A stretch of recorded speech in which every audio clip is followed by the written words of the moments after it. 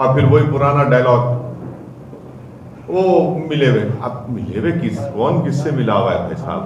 ये है कि भारत की संसद में 1991 के एक्ट को हमने पास किया है, जो ये कहता है कि 15 अगस्त 1947 को जो मंदिर थी वो मंदिर रहेगी, जो मस्जिद थी वो मस्जिद रहेगी, जो गिरजाघर था, गुरुद्वारा था, या हमारे बौद्ध समाज के लोगों का जो भी मजहबी इबादत है वो रहेगी। 27 साल से भाजपा जीत रही है। कौन कौन अब मैं पलटा के इल्जाम लगाऊं कि तुम जिता रहे? गलत है ना। ये नुपुर शर्मा को अरेस्ट क्यों नहीं किया जा रहा है? देश के कानून के लिहाज से उनको अरेस्ट करना चाहिए। का लेटर आप पढ़ेंगे, उन्होंने अपने पार्टी के कॉन्स्टिट्यूशन का हवाला दिया। हम भाजपा को पूछ रहे हैं कि भारत का कॉन्स्टिट्यूशन का क्या होगा? नहीं कर सकता। सेडेशन के कानून का इस्तेमाल पहले भी होता था, मगर 2014 के बाद बहुत ज्यादा हो गया और सुप्रीम कोर्ट ने उसको स्टे लगा दिया। इसका क्या जवाब देंगे? तो बोलेंगे नहीं, सबका साथ, सबका विकास, सबका विश्वास। ये क्या बात है? ये डायलॉगबाजी कब तक चलेगी? आप जमीन पर दिखाइए कुछ चलेगा ना, रूल ऑफ लॉ के तहत चलेगा। आप सत्ता में हैं, आप सरकार हैं, आपको तो और अच्छी मिसाल कायम करने की जरूरत है। आप बुलडोजर लगाते।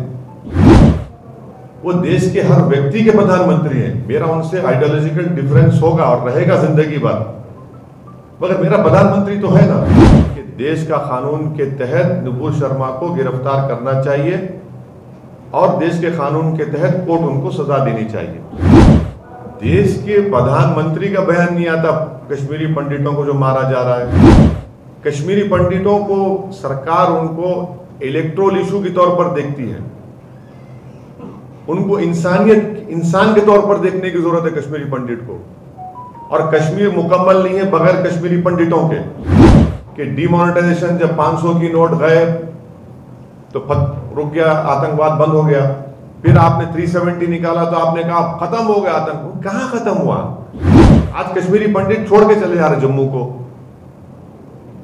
आप उनको रोकिए ना उनको। और कैसे रोकेंगे? जब आप उनको कॉन्फिडेंस दिलाएंगे, जब आप ये हत्याओं को रोकेंगे, जब आप उनको सिक्योरिटी प्रोवाइड करेंगे। पार्टी के बारे में आप क्या कहते हैं? छोटी बीजेपी है। नहीं, उनको देखिए, हैदराबाद में किसी ने उनकी सर की कीमत लगा दी। हमने पुलिस वहां पे एक्शन ली, वहां पर अरेस्ट किया उसको। मैं बार बार ये कह रहा हूं कि किसी को भी कानून अपने हाथ में नहीं लेना चाहिए।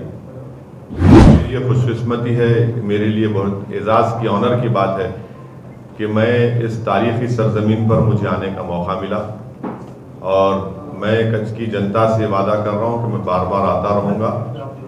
आपकी तकालीफ को, आपके मसाइल को हम लोग उसको हल करने की कोशिश करेंगे। आपके ऊपर दिल्ली में एफआईआर हुई और भाजपा बीजेपी कहती है कि असद साहब भड़काऊ भाषण देते हैं, उसकी वजह से ये सब होता है, माहौल खराब होता है देश का। उसके बारे में क्या कहूँगा? तो फिर तो आप लोग नाकाम साबित हुए। अगर मैं भड़काऊ भाषण दिया तो तुम लोग छोड़ते मेरे को। वो बीजेपी कहती है। हाँ, वो कहती है, आपने तो नहीं कहा। अगर हम कुछ बोल देते ऐसा तो आप लोग तो 6 बजे, 7 बजे, 8 बजे, 9 बजे, 10 बजे तक तो हमको तो आप हला कर देते। फरियाद जो आपके सामने तो ऐसा वो करे हैं, वो बैलेंस बात कर रहे हैं। वो लोग बैलेंस बात कर रहे हैं, साइड बात। तो वो इसका नाम डाले तो इसका भी नाम डाल दो भाई। अगर मैं कोई बात बोला हूं तो आप तो दिखाते ना, अरे ये बोला था, ये ऐसा इस जगह पर बोला था। ये तो आपकी नाकामी है। फिर कहां बताइए? हम उत्तर प्रदेश में मैं 180 सभाएं किया। एक बता दो, वो इलेक्शन कमीशन का कानून है, हमारे भाषण को हर पार्टी लीडर को इलेक्शन कमीशन का कैमरा होता है, तो कोई कंप्लेंट नहीं कर सका उसके ऊपर। ना हम ऐसी बात करते हैं। हम ये बोल रहे हैं कि जो भी हमको कहना है और कहना जरूरी है, वो कानून के दायरे में रहकर आपको कहना है। आपको कानून के दायरे में रहकर कहिए, आपको संविधान इस बात की इजाजत देता है, कहना भी चाहिए। साहब, आपके अगेंस्ट जो है वो लोग बोल रहे हैं कि जब चुनाव आया इसलिए असद साहब गुजरात में, खास करके कच्छ सबसे बड़ा प्रदेश है। देखिए, ऐसा नहीं है। जब अहमदाबाद, गोधरा, मोडासा, भरूच में और दूसरे मुख्तलिफ मुकामात पर जब म्युनिसिपल लोकल बॉडी इलेक्शन हो रहे थे तो हम लोग बिल्कुल 15-20 दिन की मेहनत में उधर इलेक्शन लड़े और अहमदाबाद में हमको कामयाबी मिली, वहाँ की जनता ने हमारा साथ दिया, अल्लाह ने करम किया। तो हम जब से तैयारी कर रहे हैं, पूरी मेहनत कर रहे हैं। साबिर भाई दिन रात उनका पूरे हमारे जमात के पार्टी के मेंबर्स बहुत मेहनत कर रहे हैं, बहुत जस्तजू कर रहे हैं, काम कर रहे हैं। तो ऐसा नहीं है कि चुनाव आ गया हम आ गए, जमीन पर काम कर रहे हैं, हमारा प्रेजेंस है जमीन के ऊपर और चुनाव हम लड़ेंगे जरूर। अभी सर गुजरात में 182 सीटें जिसमें भाजपा तो टिकट नहीं देती मुस्लिम को, लेकिन कांग्रेस ने 3 विधायक कांग्रेस के मुस्लिम में। आपको नहीं लगता आपके आने से कहीं वो 3 डिवाइड हो जाए मतलब? ये क्या बात है भाई, ये क्या बात है? 3 विधायक है मौसम। अरे 12 छोड़ के भागे तो मेरे से पूछ के भागे क्या? अरे छोड़ दीजिए ना, उनकी पार्टी में कोई तैयारी नहीं है बैठने को, वो अपोजिशन करो लड़ाई नहीं कर पा रहे। आप 3 की क्यों बात कर रहे हैं? उनके पास जो 12 बजे अब कितने बाकी हैं? उनके पास 60 बज गए। नहीं भाई, जितने अभी बचे हुए हैं आप देखो और भाग जाएंगे। लाइन लगी हुई, मैं सुना अभी मेरे को सुबह में बता रहे थे आपकी मीडिया के लोग जाने तैयार है भाजपा में पूरे के पूरे। ये 3 की बात क्यों कर रहे हो? तो पूरे भागने तैयार है उनके पास से। लेकिन ये अपनी आवाज उठाते हैं। अरे क्या आवाज उठाते? कौन सी आवाज उठाते? अरे कौन सी आवाज उठाते बताइए आप, कौन सी आवाज उठाते बताओ, कहाँ आवाज उठाते? हम जब गए और आना पार्टी को शुरू किए, इनको पेट में दर्द शुरू हो गया और फिर वही पुराना डायलॉग, वो मिले हुए। अब मिले हुए कौन किससे मिला हुआ है भाई साहब? अब तुमसे मिले हुए तो तुम अच्छे हो जाएंगे, नहीं मिले तो मिले हुए, तो गलत बात है, इसमें कोई फ्रस्ट्रेशन है वो लोगों का। हाँ, कानूनी पर सुप्रीम कोर्ट ने डिस्ट्रिक्ट जज को कहा कि 7-11 जो ऑर्डर है उसको पहले सुनवाई की जाए। वो सुनवाई हो रही है और वो सुनवाई होनी चाहिए। और मेरा मानना यह है कि भारत की संसद में 1991 के एक्ट को हमने पास किया है, जो ये कहता है कि 15 अगस्त 1947 को जो मंदिर थी वो मंदिर रहेगी, जो मस्जिद थी वो मस्जिद रहेगी, जो गिरजाघर था, गुरुद्वारा था, या हमारे बौद्ध समाज के लोगों का जो भी मजहबी इबादत है वो रहेगी। उस कानून को मानने की जरूरत है बस। इसीलिए हार्दिक पटेल साबिर भाई से मिलकर गुलाब जामुन खा के भाजपा में चला गया। इसीलिए कांग्रेस के 13 एमएलए साबिर भाई के पास बैठकर चाय पी कर गए। ये सब गलत बातें हैं। अब नाच ना जाने तो आंगन टेढ़ा बोल, तो मैं क्या करूंगा उसका? अब भाई ने अभी सवाल किया था महाराष्ट्र का, अब क्या हुआ उसमें, क्या बोलेंगे? डील हो गई बोलेंगे क्या? वो तो राज्यसभा थी। देखिए हम एक पॉलिटिकल पार्टी है, हम चुनाव लड़ेंगे, अपनी जीतने के लिए लड़ेंगे ना।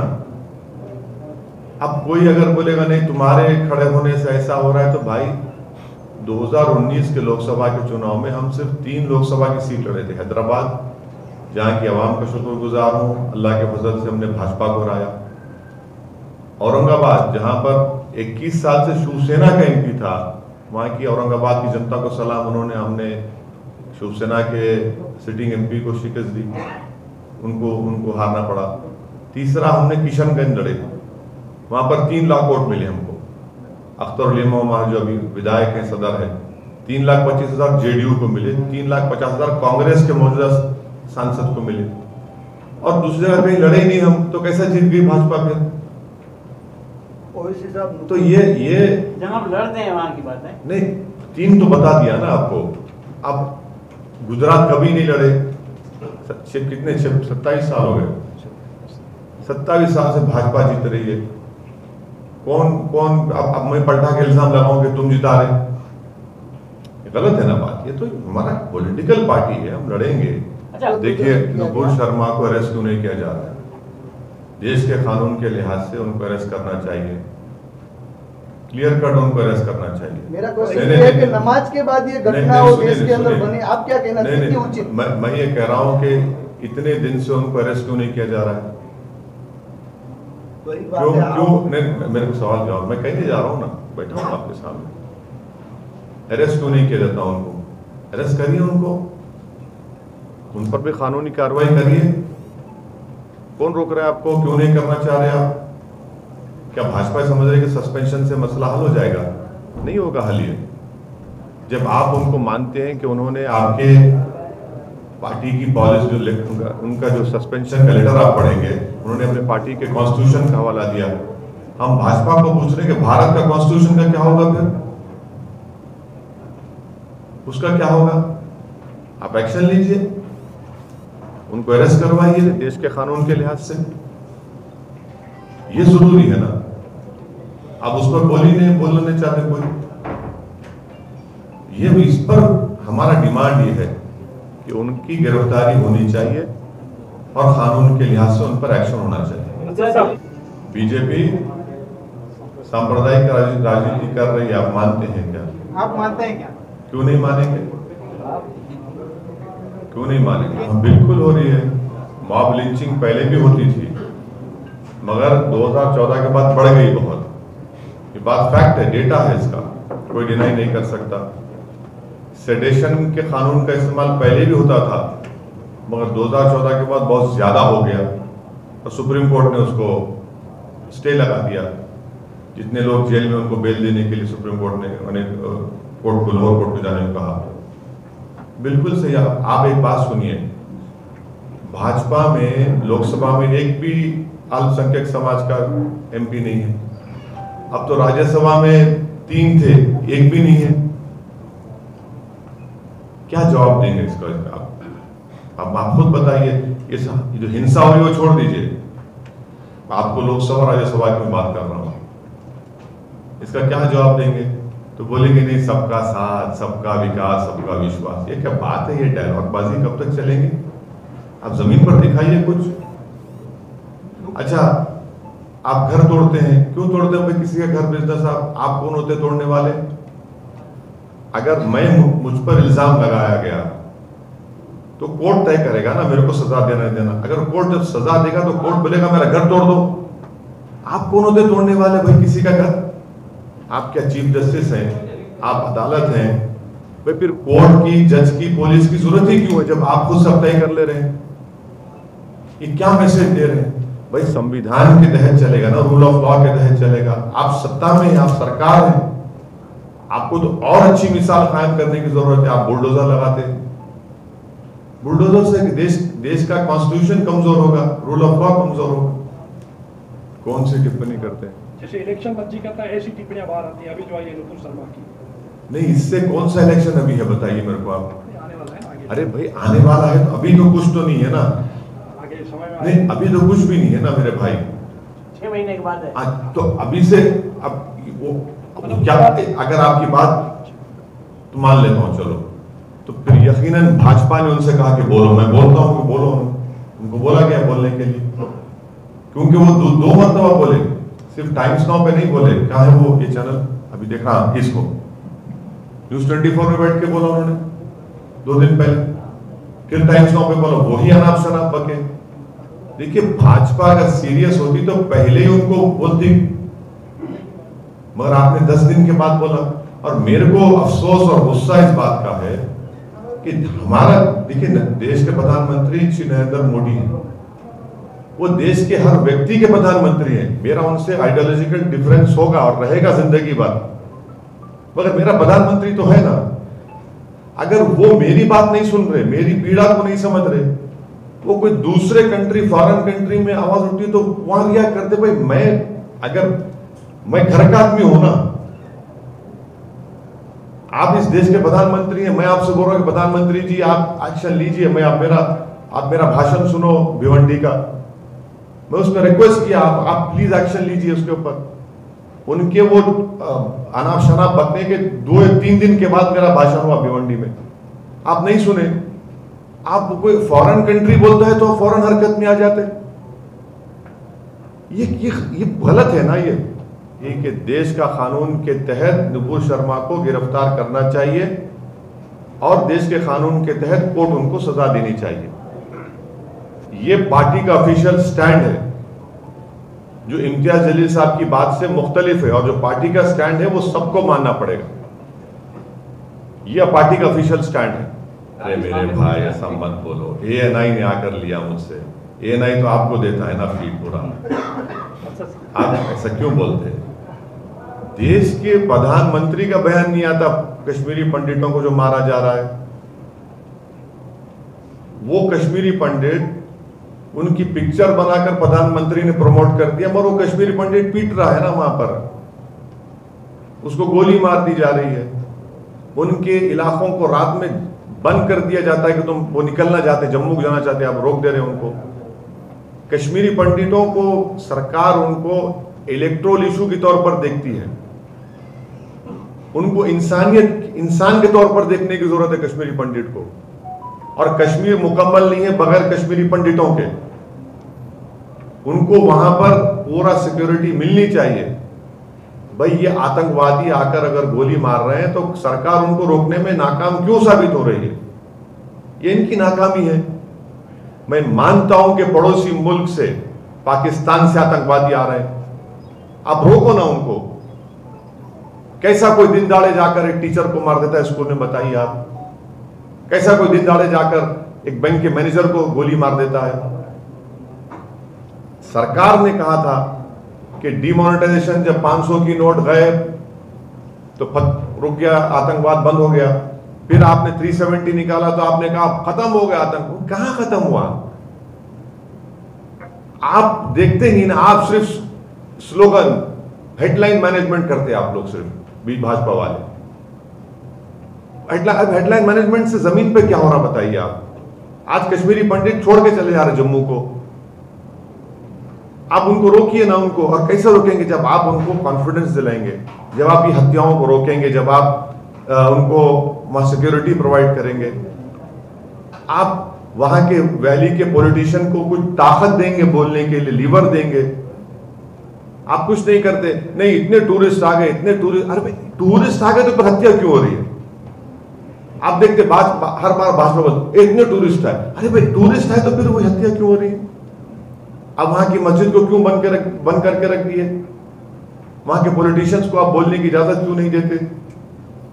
और फिर ऊपर से आपने जो डिलिमिटेशन कमीशन में जो विधानसभा की सीटों को तोड़कर बनाया आपने, वो भी एक तकलीफ का बाइस बन रहा है वहां पर। उसका ऑफिशियल जवाब ये है कि अभी हम लोग पूरे गुजरात में, मैं खुद फिर रहा हूं और मुझसे ज्यादा मेहनत साबिर भाई और मेरे पार्टी के मेंबर्स कर रहे हैं। मैं उनका शुक्रिया अदा करता हूं।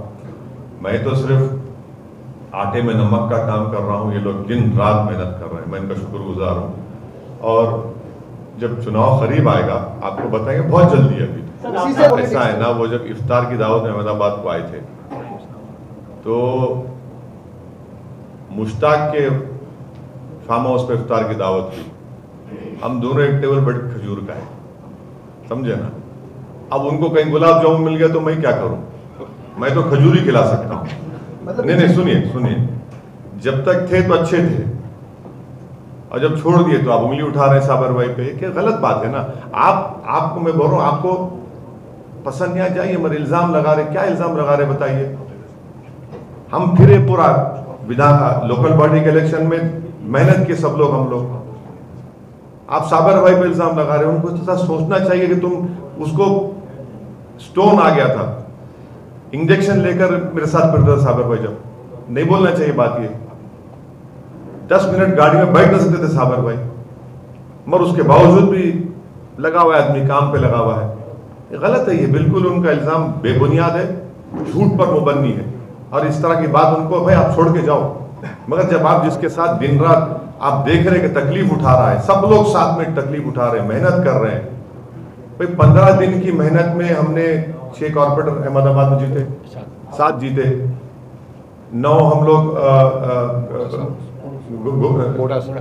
गोडासा में जीते, गोधरा में। कैसे जीते बताइए? कैसे जीते? ये तो इतने लोग मेहनत कर रहे हैं, तो ये गलत है उनकी बात बिल्कुल। आप पार्टी के बारे में आप क्या कहें? ये छोटी बीजेपी है। नहीं, देखिए हमारा, मैं अभी फिर वही जवाब को दोहरा रहा हूं। मैं तो कहा है कि देश के प्रधानमंत्री अगर 10 दिन पहले हमारी बात को सुन लेते तो ये सब बातें होती नहीं थी ना, ये सब बात होती नहीं थी। आप हमारी बात को नहीं सुनते, विदेशियों को, विदेश के ममालिक को सुनते हैं, कंट्री को सुनते हैं बात।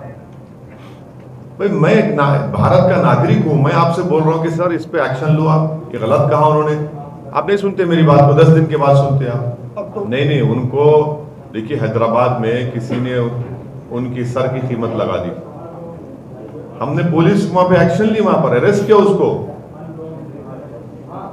हम हरगिज नहीं मानते कि कोई कानून अपने हाथ में ले। नुपुर शर्मा के ऊपर देश के कानून के तहत उनको गिरफ्तारी उनकी होनी चाहिए और देश के कानून के तहत उन पर एक्शन लेना चाहिए। और इससे बढ़कर कोई अगर बात कर रहा है तो मजलिस का पोजीशन नहीं, ऑफिशियल पोजीशन एमआईएम का ये है कि देश का जो कानून है उसके तहत नुपुर शर्मा की गिरफ्तारी होनी चाहिए और जो कानून है उसके ऊपर कोर्ट फैसला करेगा और कोर्ट फैसला जरूर करेगा। मगर भाजपा उनकी गिरफ्तारी भी नहीं करा रही है ना। मैं बार बार ये कह रहा हूं कि किसी को भी कानून अपने हाथ में नहीं लेना चाहिए। आपको पीसफुल रहकर अपना प्रोटेस्ट करने का संवैधानिक राइट आपको हासिल है, प्रोटेस्ट जरूर होना चाहिए। ये भारत के संविधान में आपको इजाजत दी गई है और प्रोटेस्ट जरूर होगा, होता रहेगा। आप जो कह रहे हैं कि ऐसा हुआ तो ऐसा नहीं होना चाहिए।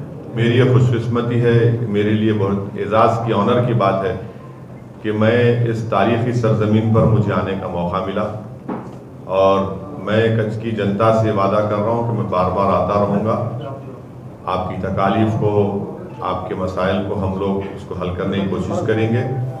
मैं आपके ज़रिए से उनसे ये गुजारिश करूंगा, अपील करूंगा कि आप एमआईएम पार्टी को भी एक मौका दीजिए, अपने दिल के कोने में एक हिस्सा एमआईएम पार्टी को दीजिए।